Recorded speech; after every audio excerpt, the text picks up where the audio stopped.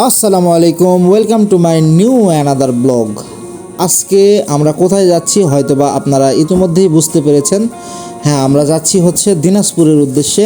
বেশ কিছুদিন হলো বাইরে ঘোরাফেরা করা হয় না, তাই সবাইকে নিয়ে রওনা দিয়ে দিলাম দিনাজপুরের উদ্দেশ্যে।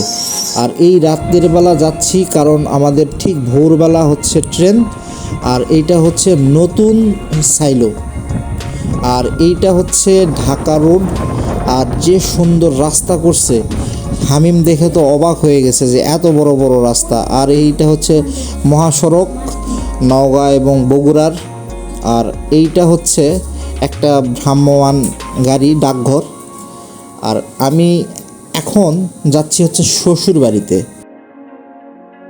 অনেক দিন থেকে শ্বশুরবাড়ি আসা হয় না, তাই একদম সামনের পরিবেশটা পুরোটাই চেঞ্জ, দেখে চেনাই যাচ্ছে না। আর সুইট কিন্তু ঘুমাচ্ছে, ওকে ডেকেও উঠানো যাচ্ছে না, কারণ আমরা এসেই ঘুমিয়ে পড়েছিলাম যেহেতু ভোরবেলা ট্রেন। আর স্টেশনে এসে দেখি যে ট্রেন চলে যাচ্ছে, তো আমি তো একদম ভয় পেয়ে গিয়েছিলাম, কারণ ঠিক এক্স্যাক্টলি টাইমে ট্রেনটা যাচ্ছিল। পরবর্তীতে দেখি না, ওইটা আমাদের ট্রেন না, আমাদের ট্রেন আসলে হচ্ছে আরও দেরি।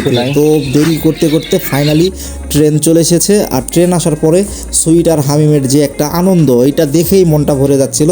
ফাইনালি কিন্তু আমাদের ট্রেনটা চলেই আসলো। ট্রেনটা আসার পরে আমরা সবাই ট্রেনে উঠে বসলাম। এই প্রথম সুইট এবং হামিম একটা বড় জার্নিতে যাচ্ছে, যেটাতে মানে অনেকক্ষণ ধরে জার্নি করা যাবে আর কি। এর আগে ওরা ট্রেনে তেমন ওঠে নাই। আর এই সুন্দর পরিবেশ দেখতে দেখতে আমরা যাচ্ছিলাম হচ্ছে দিনাজপুরের উদ্দেশ্যে। আর দেখতেছিলাম যে এতটা পরিমাণ কুয়াশা পড়ছে, মানে বলার বাহিরে, মনে হচ্ছে শীতকাল চলেই আসছে। আর এটা হচ্ছে তিলেকপুর স্টেশন, যেহেতু আমার নিজের স্টেশন, আমার বাড়ি এখানে, তাই একদম স্টেশনটা ট্রেন থেকে পুরোটাই দেখাই দিলাম। আশা করছি তিলেকপুরবাসীর ভালো লাগবে।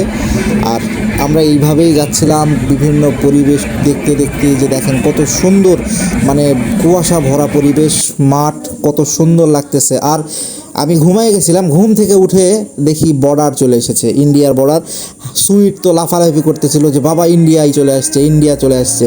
তো আমি বললাম যে এগুলো হচ্ছে বিএসএফ, ওরা অনেক কিছু জানতো না, তাদের যতটুকু পারছি জানানোর চেষ্টা করছি, আপনাদেরকেও দেখানোর চেষ্টা করতেছি যে মানে পুরো হিলি বর্ডারটা আপনারা দেখতে পাবেন এই ভিডিওতে।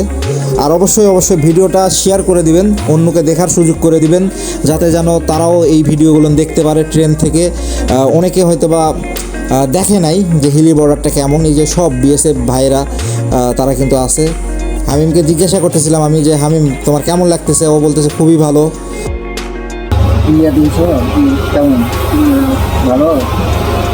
আর সুইট তো বিএসএফ ভাইদেরকে হাত নাড়িয়ে নাড়িয়ে করতেছিল।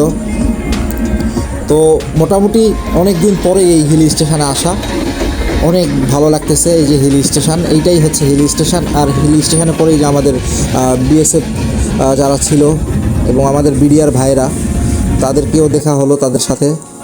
আর এইটা হচ্ছে কাঁটাতারের বর্ডার, অনেক বিশাল একটা বর্ডার, হিলির বর্ডার যেটা।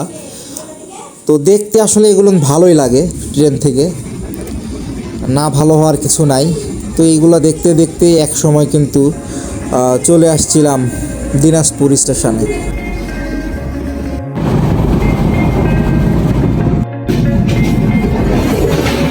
এই হচ্ছে ফাইনালি দিনাজপুর স্টেশন। আর পিছনে যাদের দেখছেন তারা কিন্তু কন্টেন্ট ক্রিয়েটর, দেখা হয়ে গেল। তো এইটা হচ্ছে দিনাজপুর স্টেশনের ফ্লাইওভার। ফাইনালি চলে আসলাম।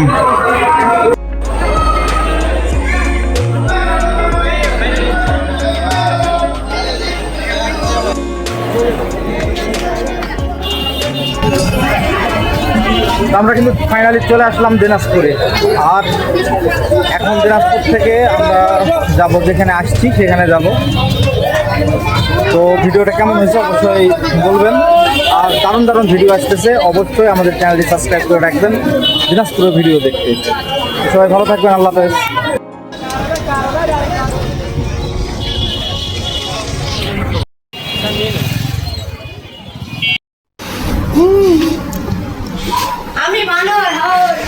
আমি বানরকে খাওয়াবো। কি করবা? আমি বানরকে খাওয়াবো। বানরকে খাওয়াবা? হ্যাঁ।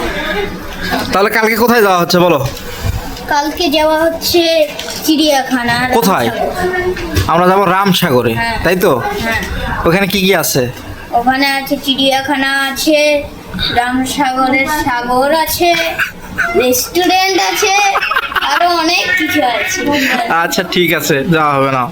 বড় বড় পাহাড় নাই? পাহাড়ের চেয়েও পাহাড় আছে।